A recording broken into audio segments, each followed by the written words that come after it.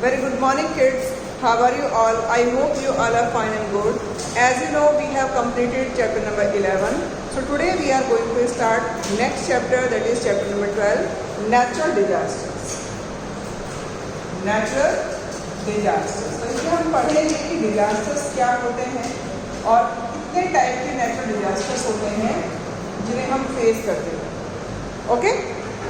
So a sudden natural event that cause damage to life and property is called a disaster.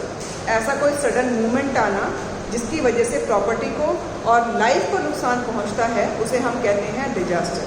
जिसे हम हिंदी में कहते हैं आपदा, प्राकृतिक आपदा. जैसे बाढ़ आना, भूकंप आना, एकदम से वोल्केनो का इरप्ट होना, ये सब चीज़ें किसमें काउंट होती हैं? ये सब चीज़ें होती हैं नेचुरल डिजास्टर्स में. इसमें हम कुछ नहीं कर सकते, सिर्फ हम सेफ्टी मेजर्स यूज़ कर सकते हैं.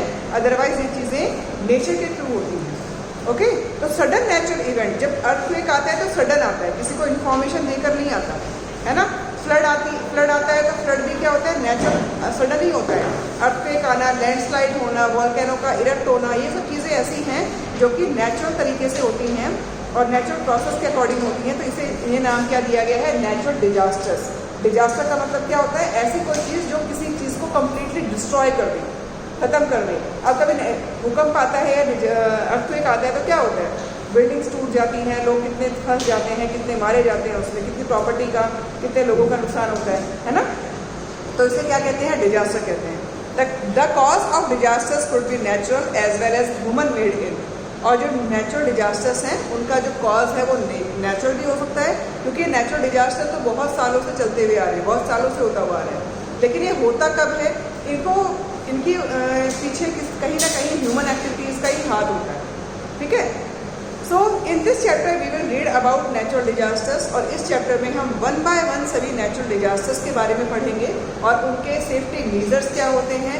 अगर हमारे सामने कोई नेचुरल डिजास्टर को हम फेस कर रहे हैं या कोई और है जो उसमें फंसे हुए हैं, कोई और लोग, तो हम उन्हें कैसे बचा सकते हैं, क्या सेफ्टी मेजर्स हम यूज़ कर सकते हैं, वो वन बाय वन हम इस चैप्टर में अच्छे से समझने वाले हैं.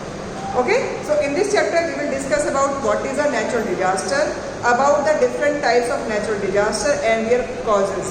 उनके causes भी हम पढ़ेंगे, क्यों होते हैं natural disasters, क्या कारण है, क्या चीज़ें responsible हैं उसके लिए, and ways to stay safe during natural disasters. और natural disasters के टाइम पर कैसे सेफ रहा जा सकता है, क्या सेफ्टी मेजर्स हम यूज़ करें.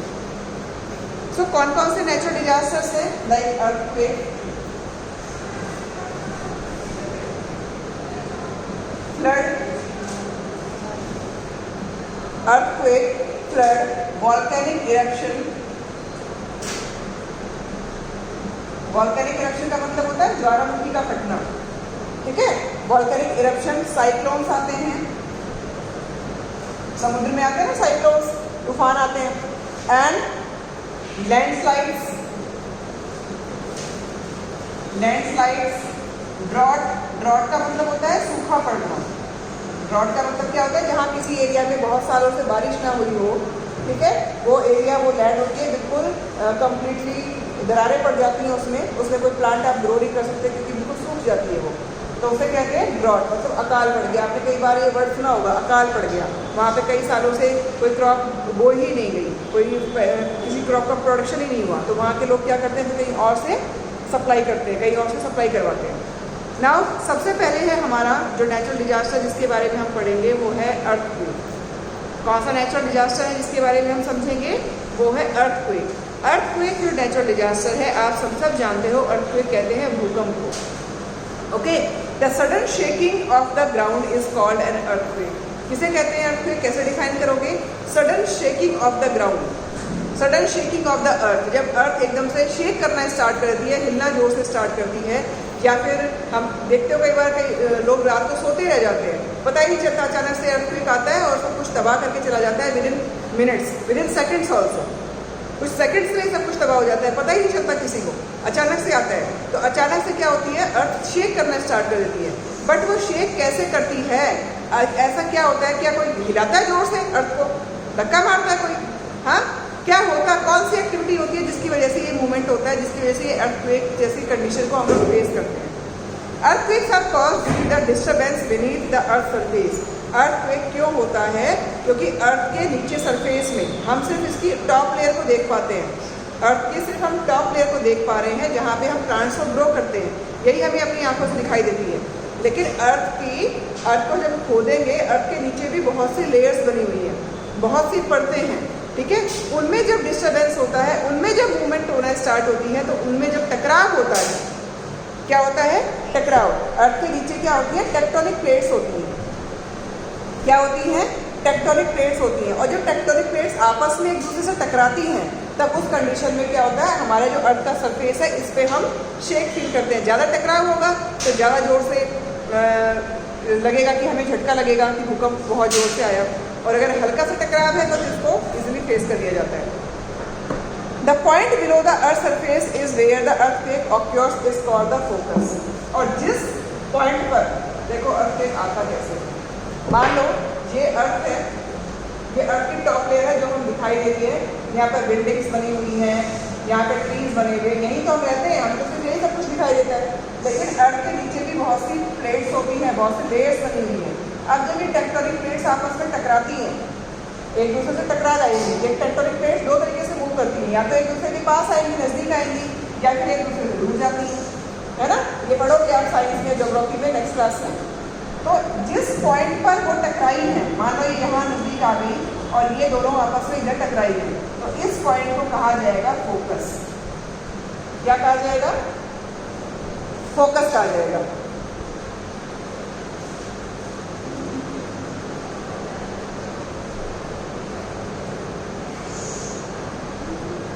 और इस फोकस से क्या होता है? जब कोई चीज टकराती है, तब आपने अगर एक बिल्कुल शांत पानी में, कहीं पर शांत पानी है, कोई झील है, कोई नदी है, बिल्कुल शांत है, उसमें आप एक हल्का सा कंकड़ डालोगे तो क्या होगा? बहुत सी वाइब्रेशंस आपको क्रिएट होती दिखाई देंगी, तरंगे उठना स्टार्ट हो जाती हैं। तो ऐसे ही भूकंप में होता है, जब यहाँ पे मूवमेंट होती है, ये आपस में टकराती हैं, तो यहाँ से वाइब्रेशंस निकलना स्टार्ट हो जाती है। क्या हो जाती है? तरंगे निकलना, वाइब्रेशन। तो सबसे ज़्यादा जो इसको फील किया जाता है, इस फोकस पे किया जाता है, ठीक है। और बाकी आगे आगे बढ़ते बढ़ते इसकी जो तरंगे होती है, वाइब्रेशंस होती हैं, उसमें थोड़ा ये कम होता चला जाता है। So from the focus vibrations और ट्रेमर्स, इन्हें ट्रेमर्स कह सकते हैं या वाइब्रेशन कह सकते हैं, travel to the surface of the earth face. The point on the earth surface just above the focus is called the epicentre. अब मान लो फोकस है, ये वाला फोकस था, जहाँ नीचे मूवमेंट हुआ, जहाँ आपस में दो प्लेट्स टकराई, इसे तो हमने क्या कह दिया? इसे तो हमने कह दिया फोकस। और यहीं से वाइब्रेशन स्टार्ट हुई। लेकिन इसके जस्ट ऊपर वाला पॉइंट जहाँ पे यहाँ फील किया गया, जहाँ पे यहाँ फील किया गया, इसके जस्ट ऊपर वाला पॉइंट, इसे क्या कहते हैं? इसे कहते हैं एपिसेंटर। क्या कहते हैं? इसे एपिसेंटर कहते हैं। समझ में आ गया? इतना समझ में आया आपको? जब अर्थ के सरफेस के नीचे कोई मूवमेंट हो रहा है, जहाँ पे प्लेट्स टकरा रही हैं, उस पॉइंट को कहा जाता है फोकस। और ये अर्थ का सरफेस है, ऊपर वाला टॉप वाला सरफेस, इसके जस्ट ऊपर वाले पॉइंट को क्या कहा जाएगा? इसे एपिसेंटर कहा जाएगा। Okay, the place closest to the epicentre suffers extreme damage. और जो यहाँ पे रहेगी चीज़ें, यहाँ के आसपास वाली चीज़ें हैं, यहाँ पे जो बिल्डिंग्स हैं, पेड़ हैं, कुछ भी है, रोड है, सबसे ज़्यादा डैमेज यही वाला एरिया फील करेगा। सबसे ज़्यादा डैमेज क्या होगा? इस एपिसेंटर पे ही होगा। और यहीं से नोट किया जाता है, यहीं से ये नोटिस किया जाता है कि जो ये अर्थक्वेक है, कितने रिएक्टर से आया है। इसको रिएक्टर से नापते हैं हम लोग, इसे नापते हैं रिएक्टर से नापते हैं, ठीक है। कितने रिएक्टर था, इसको जो नापने का आपने कई बार न्यूज़पेपर में, टीवी चैनल्स में सुना होगा कि 7.8 समथिंग था, 6 पॉइंट समथिंग था। जब भी भूकंप आता है तो उसे नापा जाता है, उसका मेन पॉइंट क्या था, एपिसेंटर क्या था, और वहाँ पे कितना प्रेशर था। उससे डिपेंड करता है कि कितनी तबाही होगी, कितना डैमेज होगा। तो अगर 7 पॉइंट से ऊपर चला जाए, अगर ये रेशियो 7 पॉइंट से ऊपर चला जाता है, तो ये हमारे डेंजरस हो जाता है। अगर 7 पॉइंट से कम रहता है तो इतना डेंजरस नहीं होता, मतलब हल्का फुल्का हो सकता है, बिल्डिंग वगैरह थोड़ी बहुत हिले, या फिर कई बार तो ऐसा होता है कि हमें पता ही नहीं चलता कब भूकंप आया था। हम लोग नींद में सोते रहते हैं और रात को भूकंप आता है, सुबह हम टीवी न्यूज़ में सुनते हैं, है ना। तो अगर ये 7 पॉइंट से ऊपर जाता है, इसका रेशियो 7 पॉइंट समथिंग जाता है, तब ये इसके ऊपर अगर जा रहा है तभी बहुत बर्बादी करता है, तभी बहुत डेंजरस साबित होता है। उससे कम में ये इतना डेंजरस नहीं रहता। Okay, the magnitude of an earthquake is measured on a Richter scale. जो मैग्नीट्यूड होता है, जो फोर्स होती है, जो यहाँ पे मैंने आपको वाइब्रेशंस बता रही हूँ, जो फोर्स है उसे नापा जाता है। हर चीज़ को एक मेजरमेंट करने की एक यूनिट होती है। जैसे हम दूरी को, डिस्टेंस को नापते हैं किलोमीटर में, हम लिक्विड चीज़ों को नापते हैं किस में, लीटर में नापते हैं। ऐसे ही जो ये वाइब्रेशंस हैं, ये फोर्स यहाँ पे काम कर रही है, इसको किस में नापा जाता है, रिएक्टर से नापा जाता है। ओके, तो ये रिएक्टर स्केल होती है, इसके से नापा जाता है। And earthquake which have a higher magnitude are stronger and cause more damage. जितना ज़्यादा यहाँ पे इसको मेजर किया जाएगा, उतना ही ज़्यादा डैमेज होने की पॉसिबिलिटीज रहती हैं, उतना ही ज़्यादा डैमेज होता है उस एरिया में। दे कैन अप्रूव ट्रीज, ये पेड़ों की जड़ों को उखाड़ सकती हैं, बड़े बड़े पेड़ उखड़ जाते हैं, बड़ी बड़ी बिल्डिंग्स गिर जाती हैं, ठीक है, ब्रिजेस टूट जाते हैं, रोड टूट जाते हैं, हाउसेस टूट जाते हैं। Some earthquake can create rift on the earth surface, और कई तो इतने डेंजरस होते हैं कि रिफ्ट मतलब कि धरती जो अर्थ होती है वही दो टुकड़ों में बढ़ जाती है, बीच में दरार पड़ जाती है बहुत बड़ी, ठीक है। तो कई जो होते हैं अर्थक्वेक वो इतने डेंजरस साबित होते हैं। Is it clear? कि क्रैक्स पड़ जाते हैं, कहने का मतलब है कि अर्थ पर क्या हो जाएंगे, क्रैक्स पड़ जाएंगे, बड़ी बड़ी दरारें पड़ जाएंगी, उसे बोलते हैं क्रैक, उसे बोलते हैं रिफ्ट। सो आप देख सकते हो, यहाँ पिक्चर दी हुई है इजिली पेज नंबर 63 पर कि ये जो आपको पिक्चर दिखाई गई है, ये एक अर्थक्वेक आने के बाद की कंडीशन को दिखाया गया है कि अर्थक्वेक आता है तो कितना डेंजरस हो सकता है, किन किन चीज़ों को तोड़ सकता है। पूरी कंप्लीटली बिल्डिंग को बर्बाद कर रखा है, यहाँ पे पूरी कंप्लीट बिल्डिंग टूटी हुई है, तो इसमें अगर कोई होगा तो वो बच नहीं पाएगा, है ना। मलबे में अगर बच भी गया कोई तो नीचे इतना दब जाएगा कि उसे निकालने में बहुत टाइम लग जाएगा, और तब तक उसकी डेथ हो चुकी होती है। So a seismic zone is an area, एक इसके लिए सिस्मिक जोन होता है। अब जो नेचुरल डिजास्टर्स होते हैं ना, इनके लिए फिक्स कोई ना कोई सिस्मिक जोन होता है, और हमें बता दिया जाता है पहले से कि ये वाला एरिया सिस्मिक जोन में आता है, या तो ये वोल्केनो यहाँ पे इरप्ट ज़्यादा होते हैं, यहाँ पे अर्थक्वेक ज़्यादा आते हैं, तो हमें उस एरिया से काफ़ी दूर रहना चाहिए, या हमेशा हमें उस एरिया से अवेयर रहना चाहिए।